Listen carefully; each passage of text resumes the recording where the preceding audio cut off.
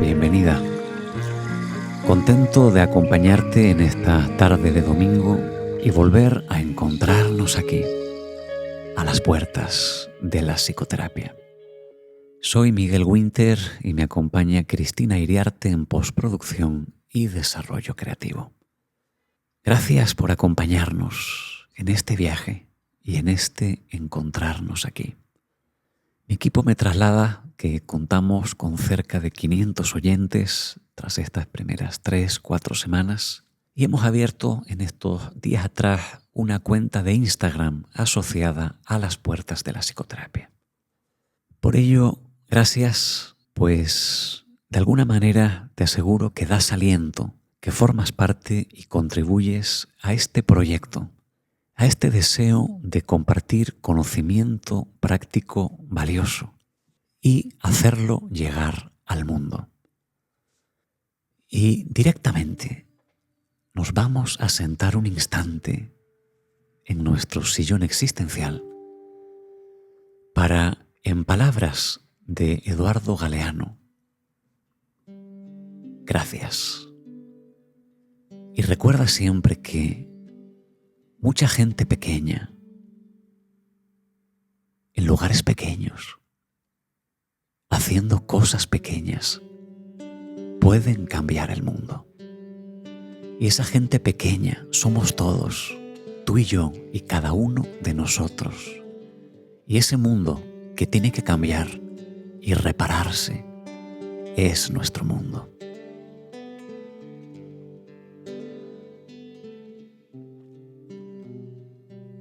Un hombre del pueblo de Neguá, en la costa de Colombia, pudo subir al alto cielo y a la vuelta contó. Dijo que había contemplado desde allá arriba la vida humana y dijo que somos un mar de fueguitos. El mundo es eso, reveló. Un montón de gente, un mar de fueguitos. Cada persona brilla con luz propia entre todas las demás. No hay dos fuegos iguales. Hay fuegos grandes y fuegos chicos y fuegos de todos los colores. Hay gente de fuego sereno que ni se entera del viento y gente de fuego loco que llena el aire de chispas. Algunos fuegos bobos, no alumbran ni queman, pero otros arden la vida con tantas ganas que no se puede mirarlos sin parpadear. Y quien se acerca, se enciende.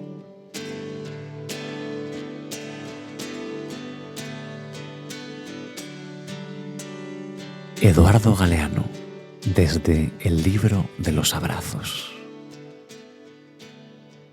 Gracias por eso.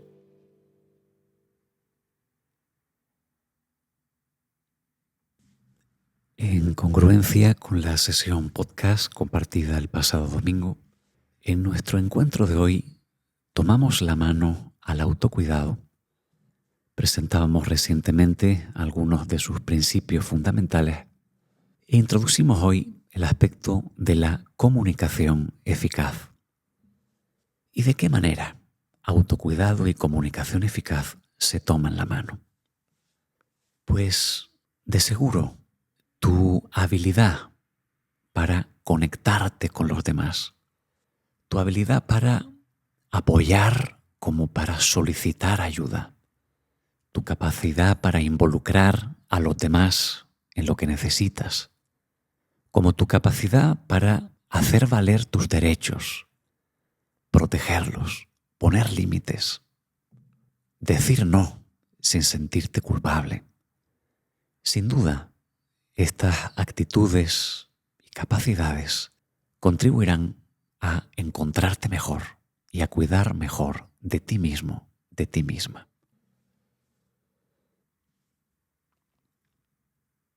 Y los aspectos que me parecen tremendamente trabajables, abordables y que podemos desarrollar se concentrarán en la comunicación, tanto en los aspectos verbales como en los aspectos no verbales, tanto en nuestro lenguaje, en el uso de nuestras palabras, en el tono, en el volumen, en la velocidad a la que nos comunicamos, como en los aspectos paralingüísticos y prosódicos asociados a nuestra mímica gestual, asociados a la expresión facial y al modo particular en que aspectos verbales y no verbales se sincronizan y se acompasan, dando lugar a nuestro desempeño, a nuestra comunicación, al modo en que impactamos en el otro con nuestro mensaje momento a momento en la interacción. Hay 3 objetivos en esta sesión. El primero es concienciarte de la importancia de tener intercambios positivos con otras personas y el modo en el que eso contribuye a nuestro autocuidado, a nuestra supervivencia y a nuestro bienestar general. En palabras sencillas, resulta tan importante tener autonomía, independencia, disfrute del propio tiempo en soledad, como también la capacidad para articularse, conectarse, vincularse. El segundo objetivo es compartir contigo acerca de los parámetros de la magia, esos ingredientes sutiles que hacen de la comunicación algo más poderoso, auténtico o sencillamente eficaz. Y por último, entender que existe una relación entre tu desempeño comunicacional, cómo le hablas a los demás, lo que obtienes de los demás y cómo ellos te responden, y tu propio autoconcepto. Así, esta sesión se va a estructurar en 2 partes que quiero adelantarte para que puedas administrar bien tus energías. A continuación, vamos a abordar algunos conceptos, reflexiones, algunas premisas, cómo revisaremos a algunos autores. Por tanto, esta primera parte va a ser explicativa, reflexiva, teórica. Y en la segunda parte vamos a realizar algunas prácticas donde te voy a hacer algunas propuestas y que hoy vamos a centrar particularmente en la aserción positiva, esa comunicación que se basa en agradecer y que tiene un gran potencial a la hora de vincularnos con los demás, aumentar la proximidad y las emociones positivas. Y en el siguiente episodio en el que nos acerquemos a la comunicación eficaz, nos centraremos en la parte de la asertividad que tiene que ver con la comunicación más negativa. Negativa en el sentido de protegernos del conflicto, expresar nuestro punto de vista, poner límites. Entonces, en la segunda parte realizaremos algunas prácticas provenientes de mi propia experiencia clínica y del ámbito de la psicología social y que vamos a centrar en el desarrollo de esa comunicación positiva. Hagamos, pues, primero un acercamiento al concepto de comunicación eficaz. En primer lugar, pensemos un instante acerca de la importancia, el papel determinante que tiene la comunicación en nuestra vida psicológica. En adelante, cuando empleo el término comunicación, quiero que entiendas por ello que me estoy refiriendo tanto al aspecto verbal, que tiene que ver con el lenguaje, con el empleo de palabras, con el tono, el volumen y la velocidad del habla, como también la parte no verbal, la parte que llamamos paralingüística o prosódica y que tiene que ver con la mímica gestual, el modo en el que acompañan a nuestras palabras, la expresión facial, la distancia a la que nos situamos de la otra persona, etc. Comunicación eficaz. Primero, como un medio expresivo, en donde la eficacia estaría en el grado en el que representamos bien a través de esa comunicación nuestro estado interno. Por lo tanto, la comunicación sería ese medio a través del cual nuestro estado interno aspira a expresarse. Un aspecto relativo a la eficacia tiene que ver con la medida, el grado, la exactitud con la que tu comunicación representan bien lo que sientes, lo que piensas y lo que quieres hacer llegar. Y el segundo momento fundamental es la medida en la que nuestro mensaje logra llegar al otro. ¿En qué medida logra tener el impacto que deseamos en el otro?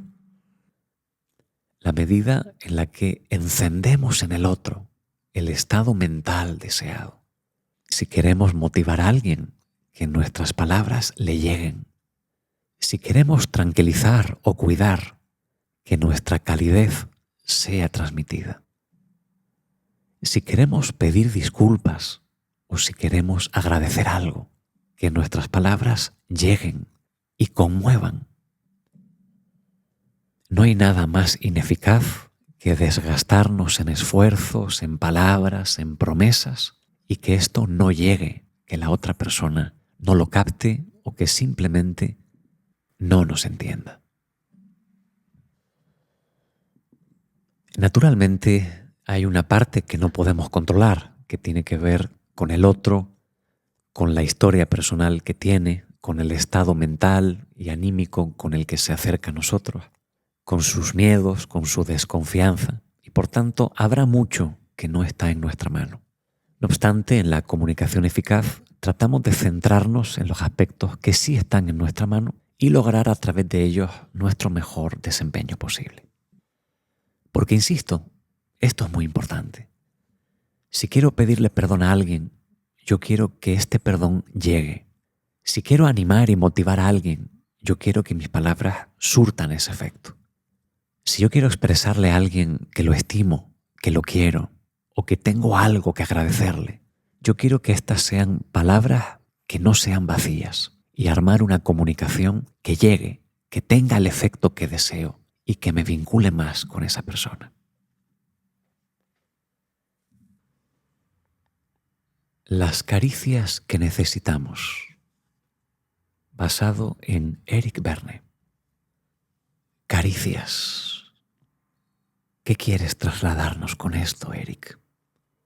Berne nos recuerda que el sagaz psicoanalista René Spitz observó en 1945, en aquellas casas cuna europeas de la época, que los niños pequeños privados del contacto físico, especialmente de cuidador primario, durante un largo periodo y a edad tan temprana, tendían a declinar irremisiblemente y a estar propensos a sucumbir a una enfermedad. Spitz acuñó el término depresión anaclítica para hacer referencia a este aspecto. La privación emocional puede tener un resultado fatal. Estas observaciones dan paso a la idea del hambre de contacto. Además del hambre de alimentos, el hambre de contacto.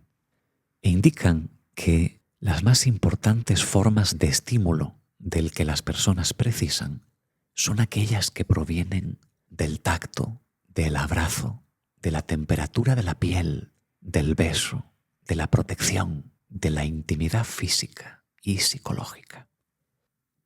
En lo biológico, es probable que la privación emocional tienda a traer o a provocar cambios orgánicos. Si el sistema reticular activador del cerebro no es suficientemente estimulado, pueden ocurrir indirectamente cambios degenerativos en las células nerviosas.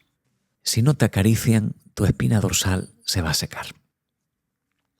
Por tanto, cuando crecemos y el periodo de estrecha intimidad con la madre ha terminado, el individuo se encuentra el resto de su vida enfrentado con un conflicto en su interior del cual su destino y supervivencia dependerán. Dos fuerzas nos empujan constantemente.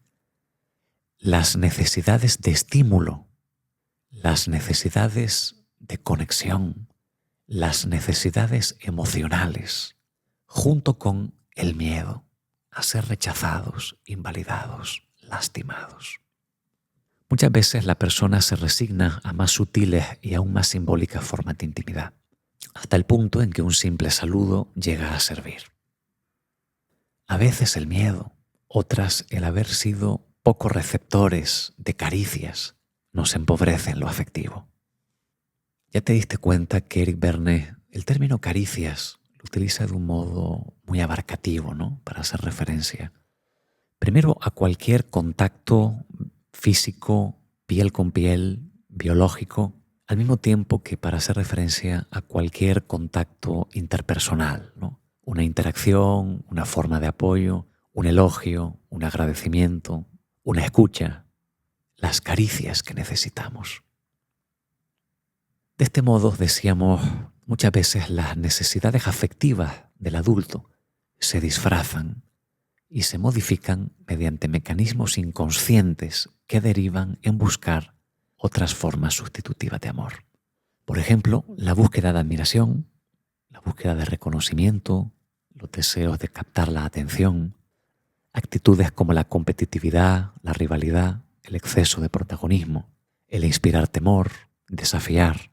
Todas ellas pueden constituir formas más o menos adecuadas, más o menos patológicas, pero siempre al servicio de buscar alguna forma de caricia, de existir para el otro y salir del malestar que representa la no existencia a los ojos del otro. Ahora bien, ¿será usted capaz de obtener las caricias que necesita a través de las diferentes transacciones con los demás?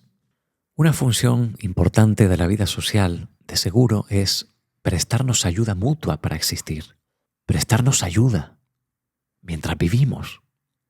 Programamos nuestro tiempo, estructuramos nuestra existencia, pero necesitamos apoyos, aliados. Podemos concluir que las ventajas del contacto social y que favorecen el equilibrio psíquico y somático están relacionadas también con factores como el alivio de la tensión, la evasión de situaciones peligrosas y la potenciación de nuestro sentimiento de autoestima, pertenencia y nuestro propio autoconcepto. Existe un consenso evidente en salud mental en relación a la importancia de los vínculos afectivos. Combinar autonomía, independencia, con capacidad para conectarse con los demás y perpetuar vínculos en el tiempo, se consideran clave y salud.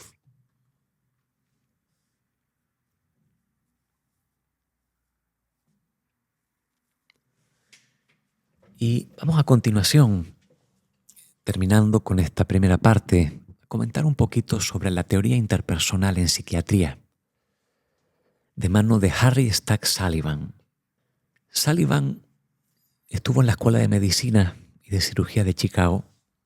Se licenció a los 25 años. De principios de la década del 20 al 30, nuestro amigo Sullivan estuvo trabajando en el equipo médico de Maryland, iniciando al mismo tiempo una estancia en el hospital de Towson, y particularmente esto le permitió tener contacto con pacientes esquizofrénicos. Sullivan tenía orígenes humildes y los pacientes con esquizofrenia le conmovieron. Él tenía una formación inicialmente freudiana, muchos aspectos del modo de entender la mente, la psicodinamia freudiana.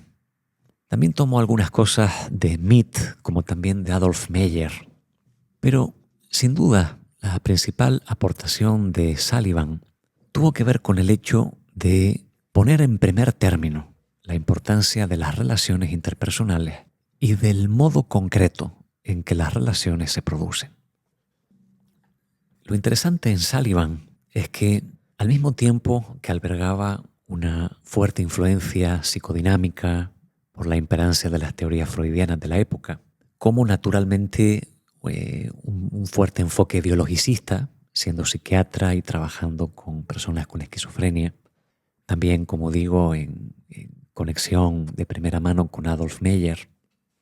Pero a Sullivan le importaba mucho el contacto con el paciente, el modo de situarse frente a él, escucharlo,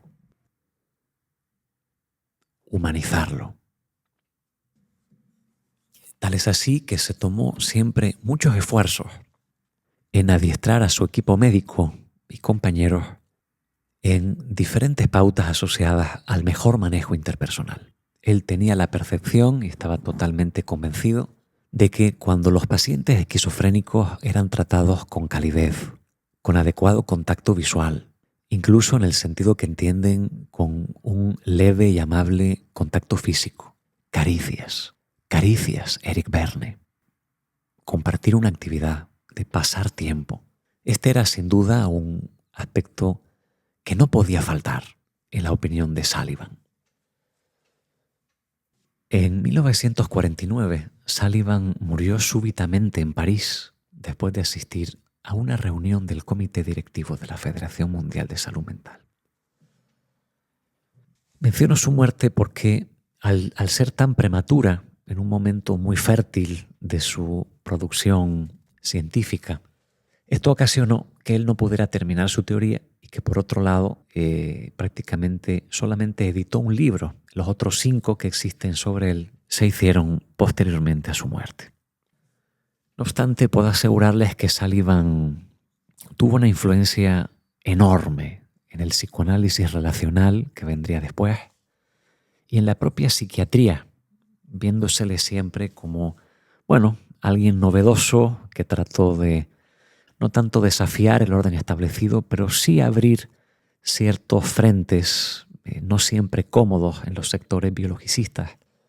Pero Sullivan tuvo éxito, tal es así que aquí en 2024 seguimos hablando de él y que aquí a mi izquierda, en el manual, en la sinopsis psiquiátrica de Kaplan, conocidísimo texto en psiquiatría, se le dedican algunas líneas.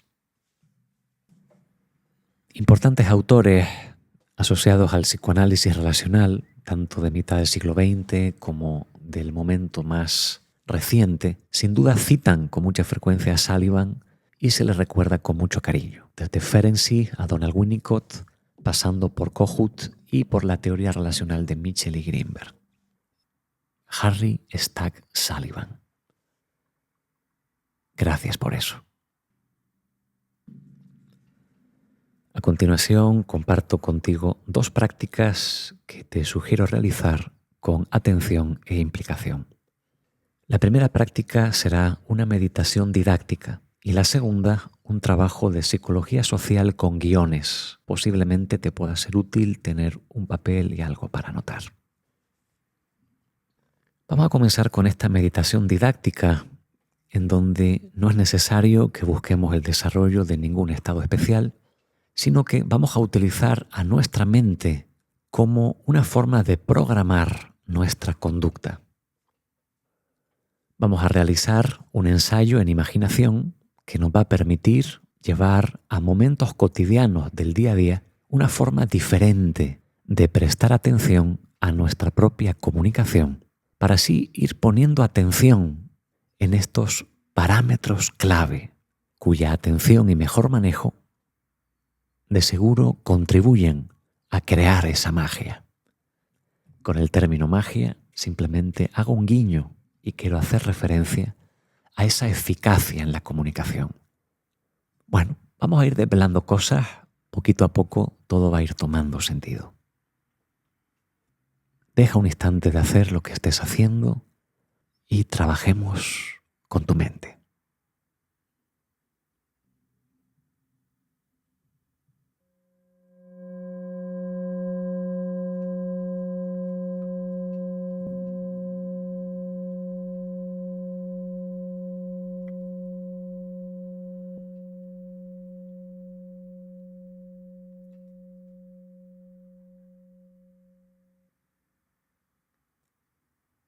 Deja de hacer lo que estés haciendo. Cierra los ojos lentamente y toma contacto con el ir y venir de tu respiración.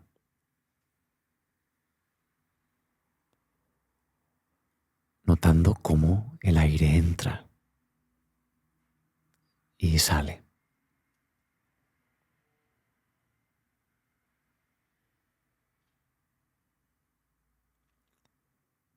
No hagas la respiración. Deja que sea ella la que te respire a ti. Obsérvala. Nota cómo ocurre.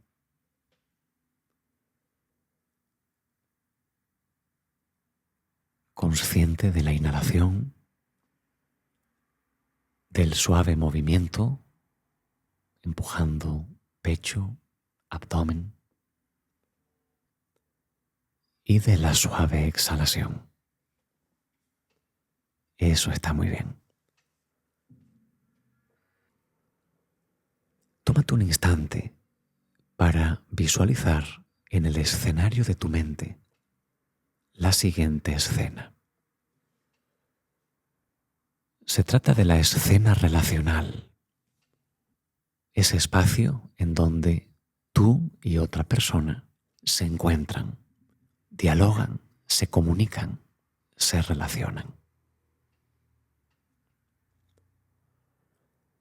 Y simplemente te sugiero que pongas tu mejor esfuerzo en preguntarte en este momento, ¿cómo suena mi voz cuando le hablo a otras personas? ¿A qué volumen hablo a los demás? ¿Me dejo llevar por un volumen alto, acompañado de un tono amenazante? ¿O más frecuentemente estás en un volumen más intermedio o en un volumen más bajo, con un tono más cálido? Tómate un instante y pregúntate, ¿a qué volumen hablo a los demás? ¿Y cuál es el impacto que ese modo de expresarme puede estar creando a mi alrededor? ¿Y a qué velocidad tiendo a expresarme? Entornos como el laboral u otros entornos donde el procesar rápido la información o el tener un desempeño más exaltado es necesario, suele evocar una forma más rápida de hablar. No obstante, en encuentros más personales o cuando queremos profundizar sobre sentimientos o sobre aspectos más internos, hablar despacio puede ser una buena idea. Tómate un instante para reflexionar. ¿A qué velocidad le hablas a los demás? Cuando tratamos de motivar a un equipo, cuando tratamos de exaltar o cuando tratamos de crear cierto impacto, posiblemente el hablar a un volumen alto, de alguna manera en algunos momentos pueda ser eficaz. Imagínense un entrenador de fútbol que tiene que pedirle al equipo que le den la vuelta al resultado, que levanten el partido. Probablemente tendrá que hablarles rápido y a un volumen enérgico para despertar en ellos esa energía faltante. Pero sin embargo, ese mismo entrenador, cuando trata de acercarse a su pareja, a sus hijos, a otros familiares, probablemente tenga que saber desprenderse de ese tono y de ese volumen, ya que siendo eficaces en un contexto, pueden ser tremendamente tensionantes en otro. Con lo cual, no se trata, al menos como algo cerrado, de que hablar más alto, más bajo, más lento o más rápido sea mejor o peor. La cuestión es, ¿qué es más eficaz? ¿Qué representa mejor lo que tú deseas? Y sobre todo, ¿qué parece tener un mejor efecto en los demás? Dependiendo de qué actores tienes delante y en qué escenarios te desempeñes. Entonces pregúntate, ¿a qué velocidad hablo? ¿A qué volumen lo hago? ¿Cómo suena el tono de mi voz? ¿A qué intenciones refiere? ¿Calidez, proximidad, amabilidad, tensión, distancia, hostilidad. Y mi expresión facial, y mis manos, y mi abdomen. ¿Cómo se expresan? ¿Cómo son sentidos? Mi consejo para ti es, de vez en cuando, y sobre todo cuando te encuentres en algún momento decisivo, algún momento en el que tratas de llegar a alguien, de contenerlo, de pedirle disculpas o de solicitarle que modifique algo que te está tensionando. En momentos decisivos, comienza por aquí. Presta atención a los parámetros de tu comunicación. Volumen, velocidad, tono,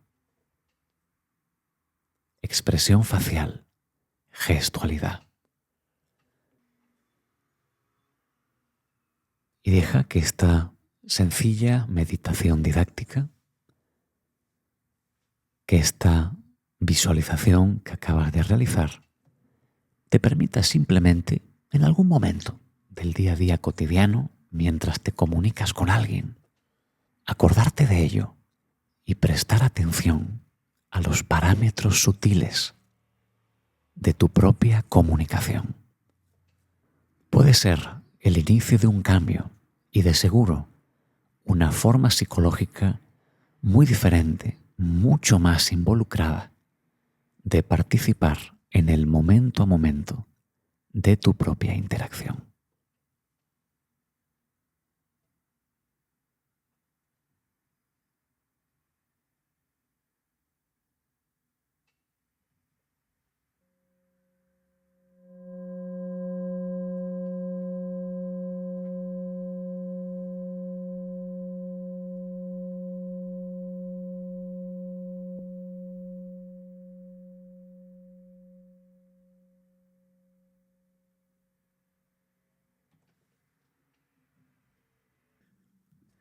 Vamos a proceder a continuación.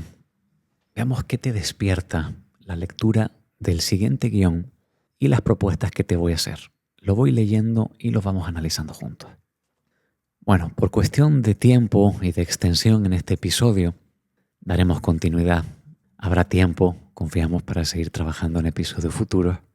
Y nos vamos a centrar solamente en esta parte de la aserción o comunicación positiva que tiene que ver con la expresión de elogio o agradecimiento. Para ello, los aspectos clave son ser precisos, reunir 2 o 3 anécdotas cotidianas recientes que den cuenta y den contenido, por tanto fuerza a nuestro mensaje. Debemos evitar exaltación, debemos evitar palabras globales o generales. Por ejemplo, cuando le decimos a alguien, oye, eres un tío fantástico, siempre estás ahí, nunca me fallas. No deja de ser prometedor, pero son términos muy globales, ¿no? Nunca, siempre, todo, nada. Y todo lo que es global y general corre el riesgo de carecer de contenido. Necesitamos que la otra persona verifique el mensaje, perciba, evalúe la información. Y si puede verificar que los hechos que mencionamos son reales, también con mayor probabilidad se sentirá más conmovido, conmovida por el mensaje, lo cual es lo que nosotros deseamos. Deseamos agradecerle, deseamos que se sienta bien, deseamos que sienta y sepa que lo apreciamos, que lo valoramos y se sienta más vinculado a nosotros. Fíjate en el siguiente guión. He estado observándote con atención y me he dado cuenta de algunas cosas. Ayer me quedé trabajando hasta muy tarde y al llegar a casa te esforzaste mucho por prepararme mi cena favorita. Además me contaste varias anécdotas tuyas. Me gusta mucho cuando estás de buen humor, es muy agradable. Y esta mañana, por ejemplo, me olvidé de comprarte lo que me pediste y no te importó. Y ahora, por ejemplo, estás aquí escuchándome con paciencia. Gracias por todo eso. Bueno, es un agradecimiento que no se basa en lo que es general, en lo que es global, sino que es preciso. Ayer me quedé trabajando hasta tarde. Ahora estás aquí escuchándome. O imagínate que le decimos a un amigo, oye, Pedro o María, te quiero agradecer. La verdad que ayer me fuiste a buscar al aeropuerto, hoy me has invitado a comer, me has prestado dinero, me has preguntado cómo me fue en el médico. Por todo eso, muchas gracias. Estimado amigo, estimada amiga, yo te animo al siguiente ejercicio.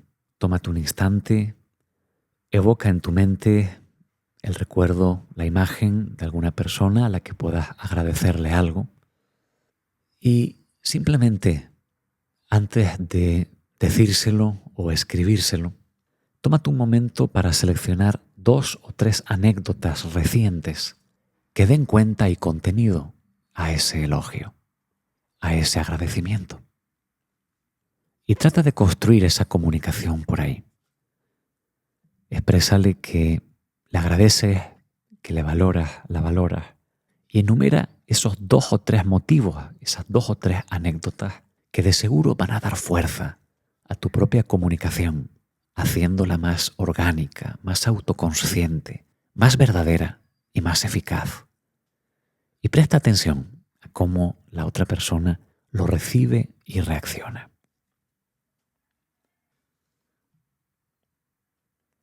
Y nos aproximamos al final de nuestra sesión podcast de hoy y premiando el hecho de que te hayas quedado hasta el final.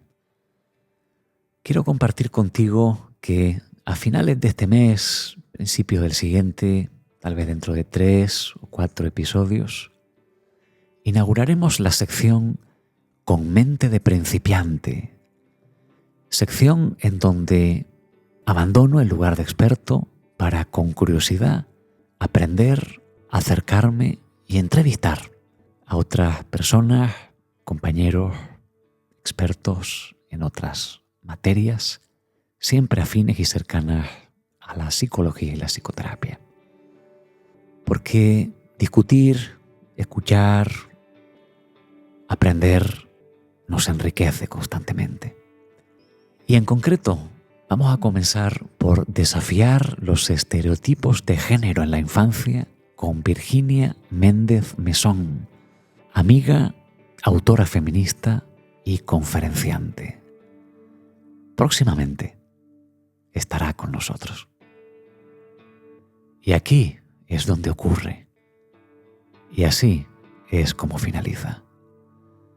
Esto ha sido A las puertas de la psicoterapia, el espacio podcast del que no es necesario que hables con nadie. Me basta con que sea algo entre tú y yo.